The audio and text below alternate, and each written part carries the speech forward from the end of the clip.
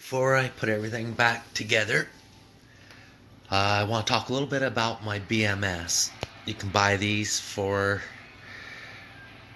$120 on eBay, but they're really just an expensive cell checker if you don't get the VBMS app.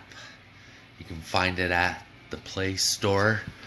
Tony from Vortex rewrote the program. The one that comes with a BMS, all it does is disconnect. You can't make setting changes.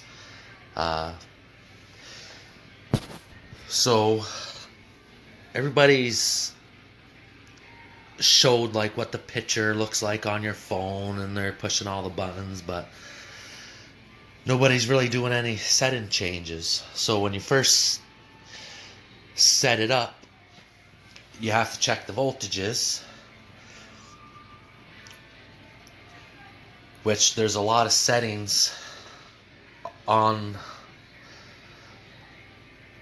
this app for the BMS. So the first one you always go to is you check your total voltage, 72.8.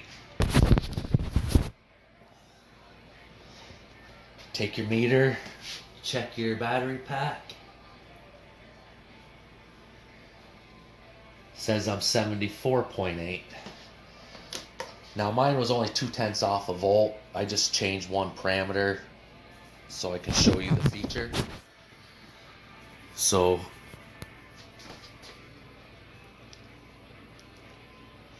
you scroll till you see total voltage adjustment. You click on it. I just changed the 6 into the 5 so I can show an example. And then when you click yes, you'll hear a beep from the BMS.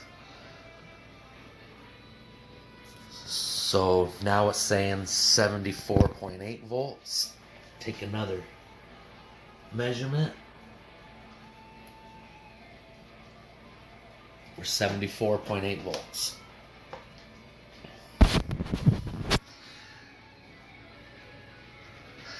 Now this is the first BMS that we're able to actually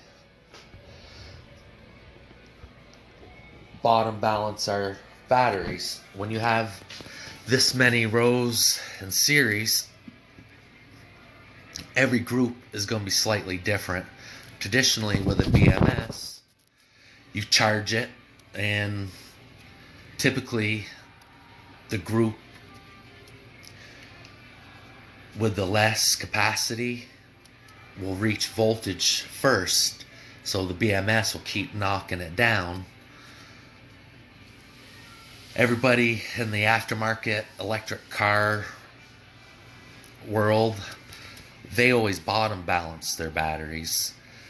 So, and that's what I'm going to do with this, and I'll do another video on how it works. Now, on all these, your range is only as good as your weakest row. So to bottom balance, you'd run your bike down to about 3 volts. You try to get your lowest cell. I'm going to do mine at 2.7 volts per cell. So I'll run my bike till the lowest cell's at 2.7. Then you will go into the app and you would change. First thing that I will change is the how close I want my batteries balanced. So I got my balanced cell voltage difference. I'll just put it at 0.3 of a volt, like you can see.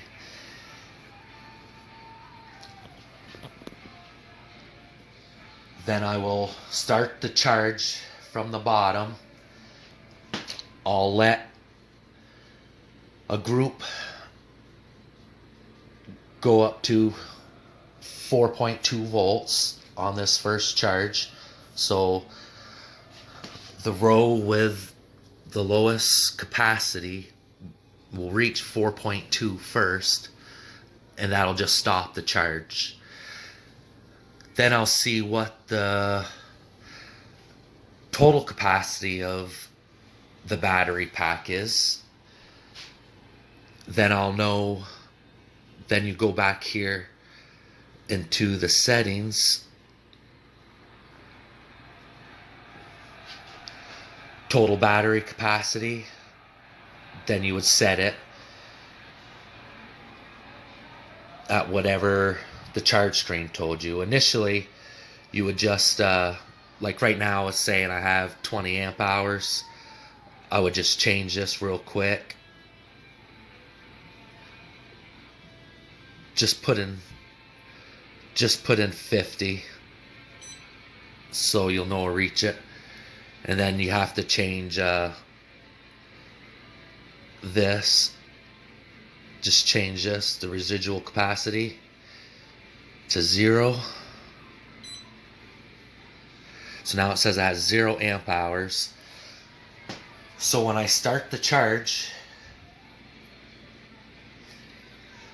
it'll go till the cell with the least capacity hits 4.2 volts and then stop.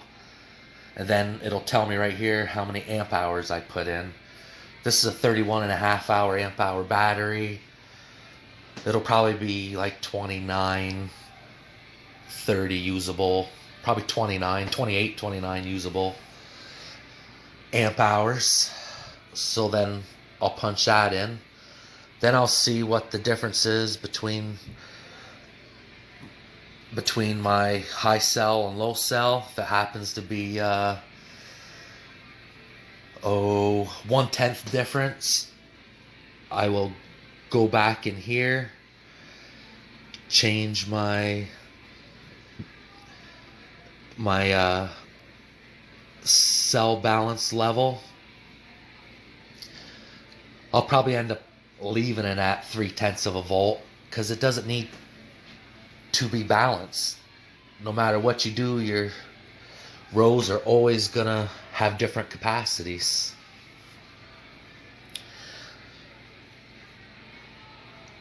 So now, once that's done and I start using it, when I get down to about 3 volts, all my rows should be naturally balanced. It's a lot easier to ruin your batteries by over discharging them than charging them, because when we're discharging at 70 amps, 50 amps probably around average.